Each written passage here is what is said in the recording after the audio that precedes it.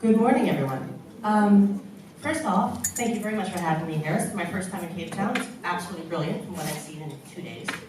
Have been to South Africa before, and other places as well. And as you've very rightly said, at least over 60 countries globally. I also want to say thank you for putting me in this time slot, because you just had coffee, so there's absolutely no excuse to fall asleep during that speech. So that's me. Who are we? Exactly, what does LDP do? We are consultants that specialize in attractions, and specifically the business side of attractions, the economics. We have experience, our company itself, I've done projects in over 80 countries around the world, over 50 years experience between myself and the other senior partner. And what we pride ourselves on is because we've worked in so many places around the world, we take the global experience, but we always apply it to the local market. And I'm going to keep going back to the importance of understanding your local market. Some people we've worked with, as you've said, Six Flags, Parkins Radios, Disney, Universal, blah, blah, blah. And a lot of smaller attractions as well, such as farm parks, museums. We recently did a project for the Royal Mint. That's small. In terms of corporate attraction as well. Tons of visitor centers, corporate attractions, and then large major mixed-use projects, as well as new emerging concepts such as Nickelodeon indoor parks, different Cirque du Soleil concept, a lot of work with SeaWorld over the years. And as a result, we've learned not just what the good things are, but what the mistakes other people do. I'm going to try to highlight those today. So Sabine asked me to talk about pricing. And I sat there and I thought about it, and I was like, well, actually, that's the wrong term. And we shouldn't be talking about pricing. We should be talking about valuing the experience that your customers get. It's really about the value to your attraction, in other words, what it brings to you, but also what is your customer getting out of it. And I think somebody mentioned yesterday that it's actually the experience that they're looking for. It's not a product you're selling them. You want them to have a good experience, and how do they actually value it? So what do you have to do to get there? Well, it all comes down to research. Research, research, research. I'm going to keep saying it, you're going to get used to it, and you're going to hate me for it by the end of the speech. 5 key things you need to know when you start addressing what your pricing policy is. And that could be either for a new attraction or an existing attraction. You have to go back and revisit. You have to know who your markets are. Who are the people that could potentially come? You have to know your competition. Then you have to understand your visitors, and you have to understand what they think. And finally, and this is actually the most important one that a lot of times people lose track of when they're running an attraction, is what is your actual visitor experience? Not what you need to do to make it happen, but what is the customer getting? What are they getting out of it? So I want to talk a little bit about each of those. First of all, understand your markets. Who could potentially come? And the thing is, a lot of times people talk about, oh, we need to get tourists, we need to get tourists. Well, the reality is most attractions get the majority of their visitation from the resident markets. That could be domestic tourists, but international tourists, with rare exceptions of things such as Universal and Disney, don't normally form a large part of your visitation. So who's out there? How many people are out there? What are the demographics? What is their spending potential? That's incredibly important in emerging economies more than anything else. And then also, who's the competition? And when I talk about competition, I don't just mean things that are just like you. I mean anything that is competing for leisure time. So that could be cinemas, that could be bowling, that could be museums, that could be at the beach, that could be a day in the park, a zoo. And more often now, it's also turning into in-home entertainment, which was also mentioned yesterday. So who's out there in terms of the competition?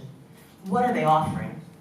And then more importantly, what are the prices that they're asking? And this is a starting point in regards to looking at what your pricing policy should be. Then you look at, okay, your visitors and your experience. Okay, we looked at who's out there that could come, but who really will come?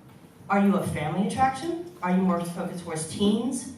Are you an art gallery, in which case you're probably going to appeal more to adults, or young adults and grown-ups. Possibly schools, though, if you're a zoo, or educational in some way, shape, or form. If you're unique to the area and with international heritage, or whatever the case may be, then it probably is international visitors. Or sort of midway attractions, such as the Merlin attractions, I think they were mentioned yesterday as well. Things like the London Dungeon, which they rolled around, Madame Tussauds. To be honest, residents don't go to those. You go once, and you never come back. So those are very, very dependent on international tourist churn. And when I say churn, what I mean is not the same people coming every year, which is, I'm sure, a lot of what's happening here in Cape Town. But the people that come once, and they don't come back, because you only do the experience once. So if you don't have new, regenerating tourists every year, then you can't sustain one of those specialty attractions. And then finally, take a look at also, okay, so what is the experience that they will have? How long will they stay? And the key point there is not how long you want them to stay. And a lot of times attractions look at something and they say, oh, well, you know, we think the average length of stay is 8 hours. Well, no, actually, when you look around, it's probably closer to 6. And the reason is, you know, people will say, oh, we have this ride, this ride, this ride, this ride, this ride, this ride, this ride. If you did them all, it would take you 8 hours. Nobody ever does everything in the park or in the museum. Aquariums look generally say, oh, people say 2 to 3 hours. No, normally less than an hour. Museums, there's something I was talking to you about last night called museum fatigue. It doesn't matter how huge the museum is. The average length of stay is never more than 2 hours. People get tired, they get bored. And that applies to places such as the Louvre, the British Museum, you know, international examples that have a wealth of exhibits, but no one's going to see everything. So you really have to understand how much time the customer is actually going to spend there from their perspective, not necessarily what you want them to spend there. So then the next step is to define what is your pricing policy. And I put down 2 little abbreviations here, which I probably should have spelled out, but PAYG is pay-as-you-go, which is generally what you find in some general admission parks, which might have a very low barrier to entry, and you pay for every ride you participate in. Or in some cases it's free, as in some family entertainment centers, you just go in, you pay for whatever you do. Or there's the pay one price policy, which is 1 ticket at the gate, and you can do everything you want for as long as you want, except for some cases where they actually have shifts. So where do we start once you've decided those 2 things? And, sorry, I'm going to go back to that, because the thing is, between both of those, that goes down to what is your offer. There are benefits to both, and there are also downsides to both. The pay-as-you-go model typically will happen, and especially in emerging economies where you might not have that much disposable discretionary spending power, you'll get more people in, because it's either free to get in, or it's a very, very low barrier to entry, like say $1. So more people come, they'll come more frequently, but they'll spend less time there, which would impact any in-park revenues that you have, such as food and beverage or merchandise. The pay-one-price model is good, because it actually, once people are there, they want to benefit, they want to take advantage of everything that's available that they're interested in, and they'll stay longer, and they'll spend more in the park itself or in the attraction itself. The challenge with that is a barrier to entry. So there will be a certain percentage of the population that cannot pay that price. So the question is, how do you get to that fair price when you're trying to get to that actual fair price? And when I say fair price, not cheap price, and not what the customer wants it to be, necessarily, and not what you want it to be, but what's in the middle that works for both of you. So where do you start? You find that headline price. And you look at the current pricing and experiences in the market, as I mentioned earlier. And then you calculate what we call entertainment value. And this is the entertainment value is actually the headline price divided by the average length of stay. So you get a price per hour of entertainment. And the reason that's really important is because a lot of times people look around and go, oh, well, so-and-so attraction is charging, I don't know, $20. And they're charging $15, so I'll charge $18. And you don't actually look at how long an experience they're offering versus what you're offering. This is actually kind of evening out the playing field. You can actually look at what the consumer views as a good value for entertainment per hour. I'm going to go into a little bit more detail about that now. So here's an example that we did, because I wanted to stay neutral, in Egypt. And Egypt, again, same thing, emerging economy. And there's a range of different attractions we looked at. And as you can see, and this is not all of them, but we looked at things ranging from like amusement parks to indoor attractions, aquariums, water parks, but we also looked at movie theaters. That's important as well, because that people look at that and say, oh, for 2 hours, I get this, I pay this much. So that's how much I need to pay for 2 hours of entertainment. And then you look at all of those and say, okay, well, what's the average price per hour then within this market, within my market? That's a key thing. And then you look at it again, and you go, well, wait a second. Am I a cultural attraction, or am I a commercial attraction? And the reason I bring that up is because more often than not, a lot of cultural attractions and museums will have some form of government subsidy. So they don't have to make it work as much. And from the perception of the customer, they know that there is a government subsidy, so they expect it to be cheaper. So as a result, if you're looking at a commercial attraction, which we were in this case, we take those out. And we just look at the commercial attractions and what people are willing to spend. And I want to point out now that this is a starting point. I'm going to get back to that later. So you figure it out, and in this case, you figured out, okay, the average price per hour, therefore, was 33.95 Egyptian pounds. In this case, it was a branded attraction that we were looking at. And when you have an IP branded attraction, there is actually an uplift to the price that you can charge. People value the IP if it's a good brand, which is a totally different question, and I'm not going to talk about IPs right now, because that's really taking off right now. But the key thing is, you add that little uplift, and then you can figure out, well, the average length of stay would be 4 hours in this location, so therefore the price should be 156. In this case, Egypt, when we were doing the work, Egypt was still recovering from the economic recession, and they were having problems with getting people in the door, and what came out was what they were charging, which was 156, was actually too much because of the economic downturn. So we actually recommended that they lower their prices somewhat, and since then they've been doing better in terms of getting people in the door. So the key thing here, and this is, as I said, a perfect example of brand, but also the difference in markets, is a concept called Kidzania. And I don't know if you're aware of Kidzania or not, but it's basically, it's an indoor theme park concept for children. It's a small town for them. And they get to go in, and they're given money when they go in, and they get to work, basically. So they can work as a shopkeeper, or they can work in a pizza hut, or they can work as a firefighter, or learn to be a dentist, or learn to be an airline pilot. And all of these different establishments, when they go there, they work and they earn money. And then they can go somewhere else, and they can spend the money on toys, or treats, or sweets, or whatever the case may be. So it's their own little town, and it's done exactly the same in all the markets. Same quality, same level of sponsorship, same level of experience for the kids. But the prices, as you can see, in US dollars can vary from $11 to $46. And that is all a function of the local pricing parameters in each of those individual markets. Here we go. I want to move on now to discounts, which we sort of touched on yesterday, good or bad. Well, the truth is, it's both. And the key thing about discounts is that you have to ask yourself, is this going to help me make more money? Everyone is a potential customer. It's just a matter of finding a price that works for them, but make sure it's actually of value to you. So that doesn't mean it has to be accessible to everyone. So if you're losing money, there's no reason to do it. The key way to measure this is something we call admissions yield, which is basically your net admissions per head over your net lead price. And that's, for example, if there was VAT or anything else included, then take tax out first. That typically ranges from 60 to 70% for good, well-run attractions. If you're above that, you're probably missing out in terms of shoulder months and discounts and promotions. If you're below that, you're over-discounting. And there are examples where people have had to do that, where they've overpriced it and then they've discounted down to 50% to get people in. A very good example of that is Ferrari World in Abu Dhabi. When they first opened, they ignored the local pricing parameters, and actually, Dubai and Abu Dhabi have higher pricing parameters than most places in the world, more than the US or anything else like that. And they said, no, but we're going to be better, so we can charge more.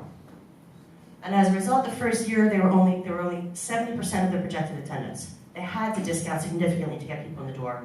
Now they're back at where they should be, given the market. So the key thing is, when you're looking at discounts, and I want to clarify something here because there seemed a little bit of confusion yesterday, or maybe not confusion, but just so everyone understands my definitions. Discounts are fixed.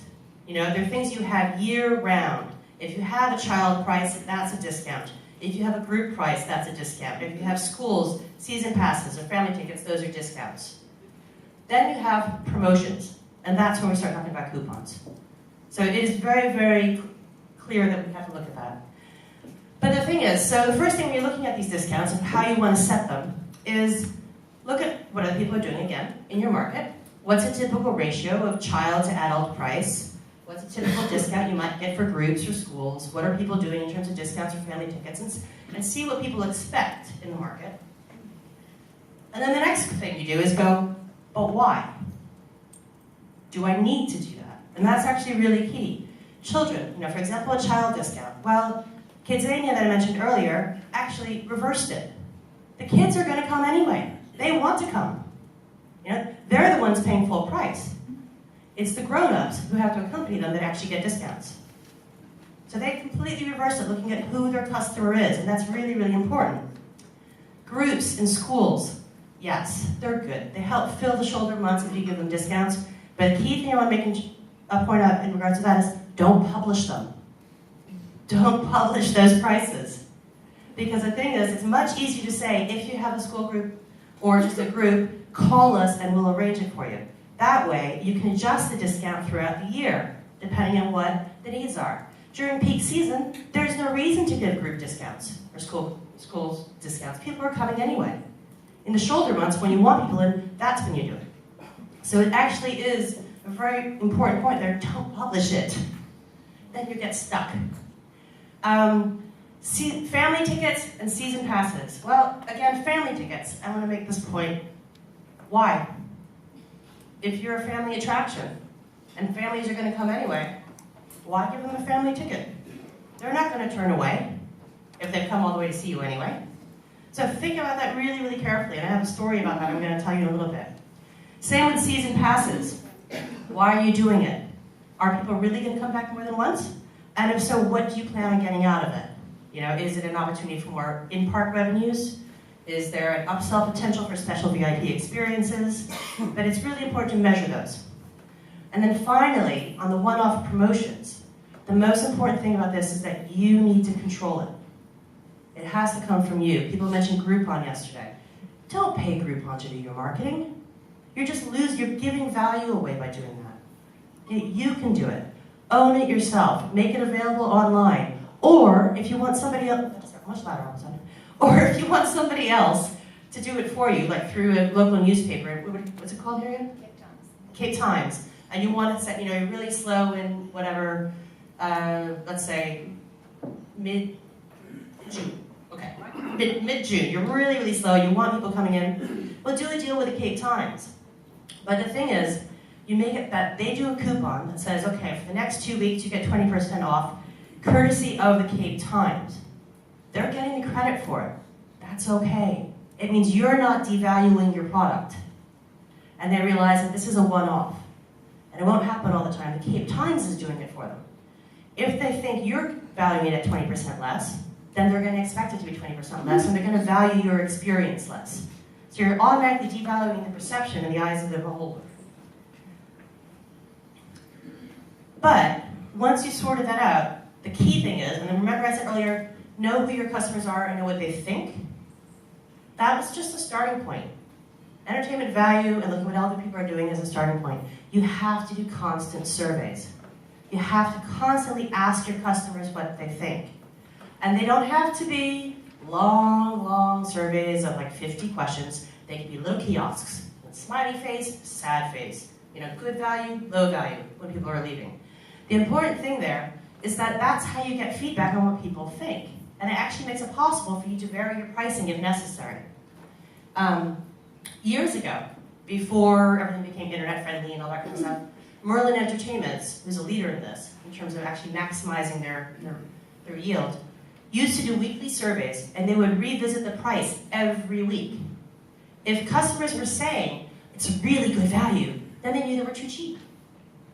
If people were saying, oh, it was way too expensive, then during that week, the following week, they lowered it a little bit. They never had prices on any of their brochures. If they needed to, they changed the prices. And after doing that for a couple of years, they got to know how things could change throughout the year and what years they actually needed to do more promotions and what years they actually had to reduce or increase the price. So it's really, really important. Continuous review and improvement is important, as I said. And it's not just for pricing. It's also people complain that it's looking shoddy. If people say it's not good value or it's not good experience, well, why is that? Take a new look at your park. Take a new look at your attraction and your experience. Are there things that are looking shabby? Is the customer service not there? Are there video screens that are broken? You know, these are things that have to be constantly done, and I know it's hard when you're operating on a day-to-day basis to see that kind of stuff. But the thing is, and this is a quote a friend of mine said, "My team and I love this business, and if you're passionate about something, why wouldn't you want to be the best in the world at it? Regardless of the size of your attraction." As I said, it could be a small farm park, it could be, you know, the leading attraction in South Africa. You still want to be the best at what you do. And the key reason behind that when we look at pricing is fair value. Remember I said fair, not cheap but not expensive. Fair value to the consumer means that people will come back. And again, as most attractions do get the majority of their visitation from the resident markets, you need them coming back. You want them to come back, maybe not every year, but every couple of years, because they had a good experience, they thought it was good value, and they want to come back. So if you're not getting the pricing right, then they're not coming back, and that's just a road to disaster. So I just have some stories I want to talk to you about now on some of those points. Yes, and the first one is a sob. So there's a children's indoor attraction that recently opened in London. And through the arrogance of the owner, they made the price probably about 25% higher than it should have been. As a result, their attendance the first year was 50% of what they expected. Now, because they're finally paying attention to what people think, and they're looking at things such as TripAdvisor, and they're looking at things such as Facebook, and they're looking at customer service questionnaires, they're readjusting their thoughts on pricing and how they're going to approach it. Family tickets. There's as I said earlier, why? And the key reason is this. I mean, there are numerous reasons, but first off, the traditional family unit of 2 + 2 doesn't exist anymore. It just doesn't. You have single parents, you have what I call granny nannies. Both parents are working, so the grandmother takes the kids to the park or the attraction during the day. You have kids, you know, families with 5 kids, you have families with 1 kid. The traditional unit doesn't work. So your choices are, you do a 2 + 1, a 1 + 2, a 3 + 5, or whatever, you know, different combinations. And it just ends up becoming more of a mess, and to be honest, it doesn't make that much of a difference. Bewilderwood is an outdoor attraction in the UK. When it first opened, and it's for small children with their families, and they go and they plan zip lines and build forts and all that kind of stuff, and it's nicely themed, and it's based off a children's novel. When they first opened, they had a family ticket. Why? Because everybody else had one. I said, well, you have to have a family ticket, right? That's just what you have to do. And they just weren't doing that well in regards to their yield and their revenues. So the next operating year, they actually decided to get rid of the family ticket. And they were really concerned that people would get incredibly upset and not come and turn away and blah, blah, blah. But you know what happened? During that entire year, they only had 6 complaints. And of those 6 complaints, they were all passed over very nicely to customer service, and they converted to season tickets. So there was actually an upsell from that. I'm just saying, question everything, basically. Another type of discount that's been used in some of the larger parks is what they call the second day pass. You get second day for free. Buy a ticket, you go to the second day for free. Why would you do that? I'm not saying it's a bad idea, but you have to think about why you would do it. In the case of parks like Universal or Disney or PortAventura, where they have hotels on site, it makes sense because it's filling their hotels. People are going to stay overnight if they want to go take advantage of that second day. It also makes sense because they're full stay parks, and that means people are staying there, they're buying more retail, they're eating and dining while they're in the park, so you're still getting your in-park revenues. But unless you have a reason to benefit from that second day, there's no reason to give it for free. So just something to really consider about that. And then same thing with season passes. There are some good ones and there are some bad ones. One example that I like very much is there's a cultural attraction that we worked with in the UK, and one of the issues they had was their guidebooks. Because it was the end of the season, and they had a whole new inventory of guidebooks that were coming in, but they had all these others that they couldn't get rid of, and they were basically going to be thrown out. So they did a promotion with season passes where you got a free guidebook. Right? It wasn't a free guidebook. The truth is they were going to throw it out anyway. But at least they recovered the cost of the guidebook, and they got a season pass out of it to someone that probably would have not bought it to begin with. So again, there's always, think about what you're getting out of it more than anything else. This actually shouldn't be under season passes, but it's a good example as well. There's an Italian theme park that we're working with now that's had a lot of issues. And one of the challenges with Italy that they've always had is that everybody picnics. You know, they go to theme parks and they don't buy food and beverage from the outlets in the park. They bring their picnics and they sit down and they eat, and there's a real resistance for some reason. So what these guys did was they said, okay, the regular ticket is 25 euros, but for 26, you get free lunch.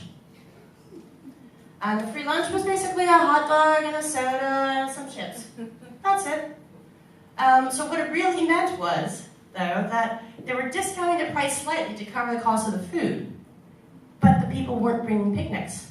And clearly, a hot dog, chips, and soda is not going to do it for you if you're there for 8 hours. But since they weren't bringing picnics, they didn't have the snacks, they didn't have the water, they didn't have the drinks, the coffee, all the stuff they normally would have had. So it increased the in-park spend on F&B. But I do want to warn something about season passes, and this is key. Not so much, I think, for cultural attractions, but more for the fun sort of amusement parks and water parks and things like that. Six Flags, when they were in Europe, and this was years ago, instituted a season pass, which they always have in the US, so therefore they thought we'd apply it to Europe, and why not? The problem was that people really took advantage of it, in a sense that it didn't mean the whole family was coming more than once. It meant the kids, the teenagers, after school were going to hang out for 3 or 4 hours every week, which meant that the park actually turned into babysitters for the parents. And they weren't getting any value out of it at all, because teenagers didn't have that much spending money at the time, and weren't spending in park, and there was no benefit. So it's really important to look at, if you're selling season passes, who are you selling them to and who's going to use them? You don't want it to add more work. As everyone knows, when you have more people in your attraction, you have to hire more staff. So there is an incremental cost with numbers going up. And finally, let's hit on that coupon thing again. Let's go back to Six Flags again, which is a case study of how not to bring American practices into Europe. But when they first came over, actually, in Europe, most of the amusement parks had pretty strong yields. People were not expecting discounts, they weren't expecting promotions, etc. But one year, all of a sudden, the group in Six Flags panicked about how their parks were doing in Germany and the Netherlands, and they gave a huge promotion period in August to get people in the door, because it was all about getting people in. The numbers were down. What did we do? The problem: Germans are very thrifty people. They learned. The next year, they didn't go, because they were waiting for that discount to come out in August like I had the year before. And of course, then that caused this cycle that they had to offer the discount in August because everybody was waiting for it. So then that happened again, and again. And then, well, for various reasons, Six Flags sold their parks and went back to the US. But you can see some of the challenges. So it is really important that you think about it before you do it. Another very good example is there's a theme, and this is again, years ago, there's a theme park in the UK that was also owned by a company that had a bunch of petrol stations along the highway. And again, this was back in the days when people said, more bums and seats, that's what we need. Higher attendance, that's the answer to everything. So they did a whole bunch of half-price discount books and placed them in the individual petrol stations. And people would pick them up on the way to the park, and they'd always pay half price. The worst thing about it was, it devalued the product in the eyes not just of the customer, but of the staff. So if you went to the park, and you didn't go via one of those petrol stations, and you didn't have a coupon, and the staff member is sitting there going, oh, do you have a discount? Like, oh, no, I don't. You're like, oh, that's okay, I have a whole bunch right here. Let's apply it. So the staff is doing it to themselves. So again, really, really important to think about how you're doing it, how you're going to implement it, how you control it. And then finally, another park, which again, thought it was really, really important to get people in the door, did a big promotion with a local newspaper, offering free tickets during this time period, during a certain period of time. It got them 1 million more visitors. 1 million, huge. But you know what happened? Nobody spent. Their per caps actually went down that year because the customer thought, well, if it's free, why should I spend any money? So they didn't spend on much of the retail or any other food and beverage. The whole mindset was, this is a cheap day out. So as a result, they didn't actually spend. It cost them more in terms of operating costs, 1 million more people, it's going to be a hell of a lot more staff, a lot in terms of like utilities, etc. And it had absolutely no benefit to it. Needless to say, they never did it again. I want to talk now a little bit about dynamic pricing. And this is an emerging trend. And I think it's really, really great that it's finally starting to hit this industry. I know Andreas mentioned it yesterday with Slag Haran.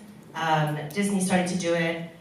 Disney Universal have their own ways of doing it right now. Merlin definitely does it. But the key thing is, who's doing it right now globally? Well, it's airlines, it's hotels, it's Uber. Software can monitor all different types of factors you can look at, such as weather. If you know it's going to be a crappy weekend, well then all of a sudden you can change your pricing to get people in the door for that weekend. But this is how you deal with the issues that come about now. It can look at things like hotel occupancy rates currently, in the area that you live. All right, so how is that going to change? It can look at what other people are doing. And then it takes analytics from your website as well, if you do online ticketing, to kind of figure out who's coming, where they're coming from. So the price of every ticket can be different. Now the key thing is here, and I'm sorry, this is the boring economic definition. Supply and demand concludes that in a competitive market, the unit price for a particular good will vary until it settles at a point where the quantity demanded will equal the quantity supplied, resulting in an economic equilibrium for price and quantity transacted. That gray bit right there, that's the fair price. That's the fair price that I was talking about before. That's the fair value. But the problem is, as demand is going up, you have this whole bit here of people that actually would pay more to come. And then, as demand's going down, you have these people here that can't pay this price, but would like to come. So with dynamic pricing, you're filling the gaps. You actually can take advantage of those VIPs that are willing to pay more to come during peak months. And during the slow months, that's when you can actually get those people that can't afford the regular price. What are the other benefits, though? Attention required? Okay, fair enough. There are other benefits. It's not just about increasing revenues, it's actually about helping you out with your operations. It smooths out the demand. If you look at hourly attendance, for example. But when you start doing this variable pricing, you're actually spreading it out during the day. You have more people, but they're spread out on a further period. What does that do? It improves the visitor experience. They're not all arriving at the same time and leaving at the same time. They have to come at different times because that's when they book their ticket. It becomes a much more manageable business. And it makes it much easier for you in regards to staff planning and figuring out how many people you actually need there to make it a good visitor experience. Finally, it also improves access. If you want your attraction to be more accessible to a broader range of the population, it does make it possible for people that are very price sensitive not to be excluded, especially if you're looking at the low periods during the year.